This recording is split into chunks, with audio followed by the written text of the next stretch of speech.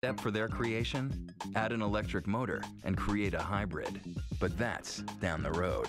We got 55 miles per gallon now, but when we put our electric motor on there, we're trying to aim for 70 miles per gallon, or close to it. We want to make like a hybrid that's cool and nice and fast. It really takes a sports car and a hybrid, and it really makes it look good.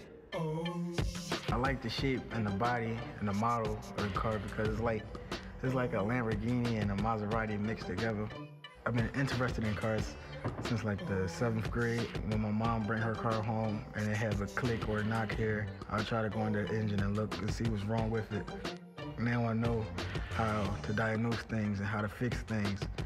To see students work on something meaningful that's really on the cutting edge, to come up with great ideas on their own, and to be a part of helping them come up with great ideas is a very rewarding experience.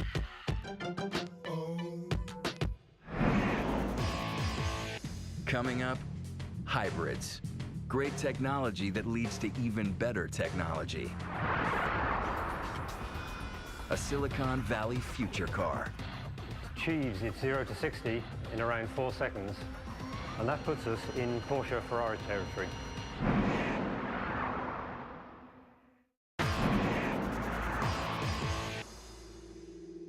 We have already entered rehab for our gasoline addiction. Step 1, ethanol. Step 2, biodiesel. Step 3, hybrids.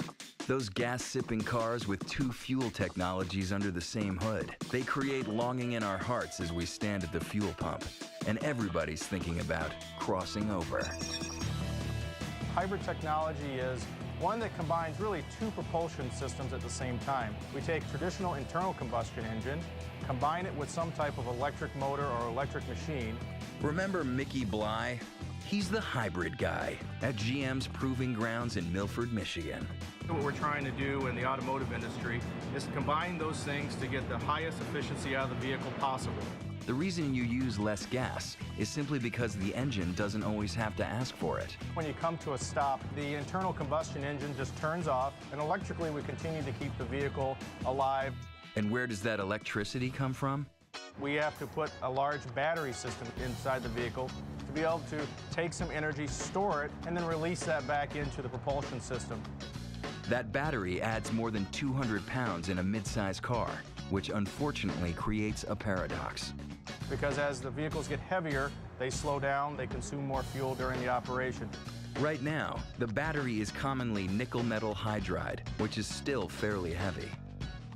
The battery technology is evolving every day.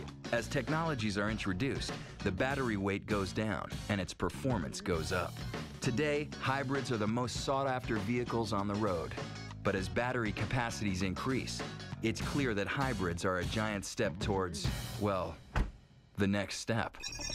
100% electric cars. They take us back to technologies that are as familiar as turning on the light.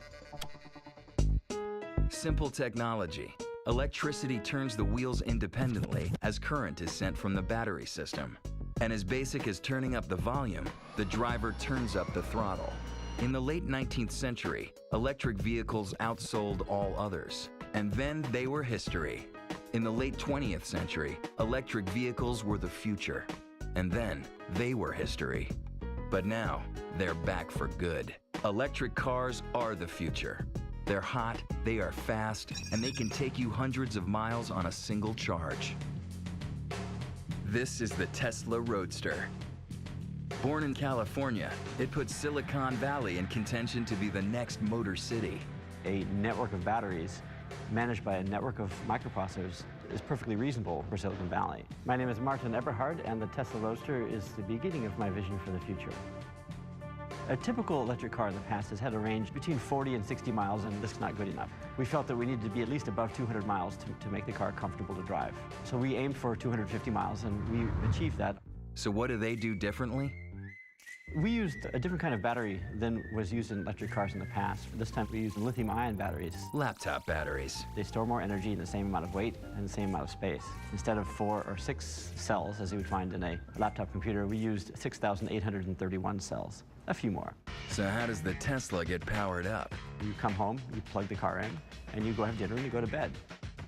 You wake up in the morning, you unplug the car and drive off. You have a full tank every morning. It's that simple. No more gassing up for the week or worrying about leaving extra time to swing by the station in the morning. It's about plugging in and waking up with 250 miles worth of charge. Imagine driving 250 miles and paying $5 to go that distance.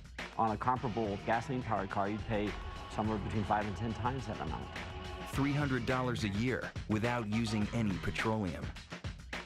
It doesn't burn any oil whatsoever, and it allows us to produce its fuel any way we want to. Electric cars have no emissions, but the source of electricity production might. So our farmers may be providing biomass or planting a lot of windmills for emissions-free electricity. We can make electricity with wind farms, with solar, with whatever technology comes along. The cars don't have to change.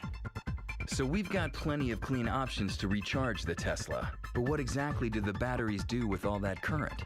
It delivers the energy to an electronic control system. That control system feeds a 3-phase AC motor. My name is Malcolm Powell.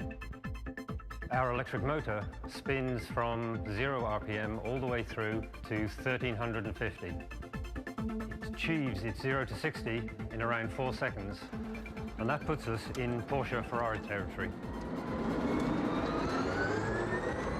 It does have its own very powerful sound when you step on it. My experience has been that everybody who gets in the car and drives it comes back with a big smile and says, yep, that's a sports car. I think the Tesla Roadster is indeed the doorstep of a revolution, designed to grab the imagination of all of us.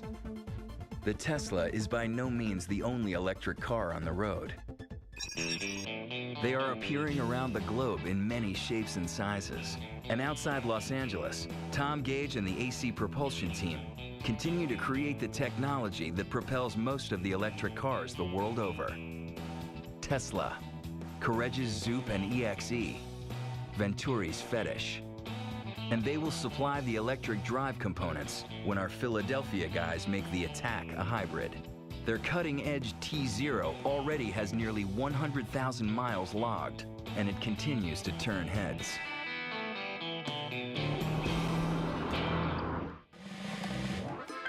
In Paris, Coqueline Courrèges and her flamboyant creations have made a prominent visual impact, while providing high-performance electric automotivity. The Boule and the EXE are both propelled with electric power, but the recent Zoop is the most advanced of the three, using lithium polymer batteries.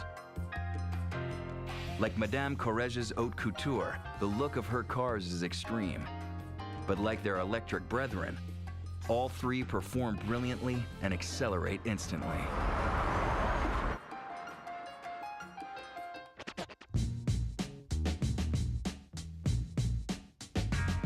Across the globe in Japan, Hiroshi Shimizu's magnificent 8-wheeled Alika is an enormous leap towards the future, both in style and in mechanics.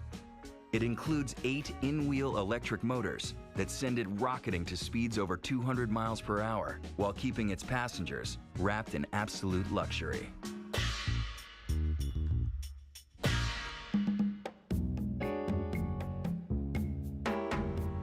And in Monte Carlo, Venturi has created a second generation of the world's already sexiest car, Fetish.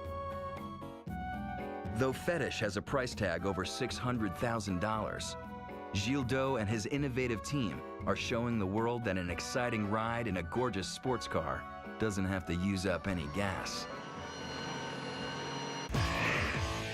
Coming up, turning water into fuel, hydrogen fuel. There will be a hydrogen car in your driveway that can also power your home.